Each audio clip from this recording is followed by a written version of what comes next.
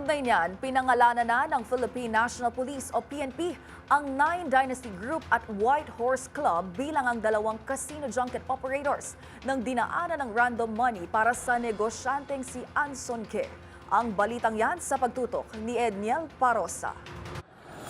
Pinangalanan na ng pambansang pulisya ang dalawang casino junket operators na sinasabing dinaanan ng ransom money sa kidnap slay sa isang Chinese businessman kamakailan.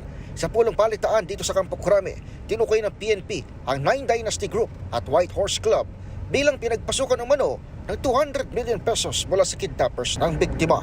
Mula sa junket operators, ikinonvert ang pera sa cryptocurrency o digital money bago ito kinatay at ipinadala sa iba't ibang lokasyon sa loob at labas ng bansa.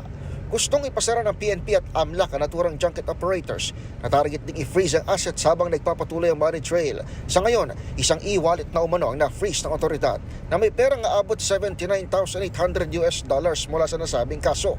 Samantala, nabunyag din na kasama sa mga dati ng katransaksyon sa mga junket operator ay isang Chinese national na inaresto ng NBI kamakailan dahil sa umano'y pang-i-espiya. Ito pong pangalan ni Li Xingyu ay nag-appear po sa isang newspaper report po published noong February 26 na in-identify po siya as one of the individuals apprehended by the NBI for espionage. Maliban dito, nabatid na pag-aari ang Nine Dynasty ng isang Li Duanwong, ang parehong Chinese national na tinabla ni Pangulong Bongbong Marcos sa hirit na naturalization dahil sa umano'y national security concerns.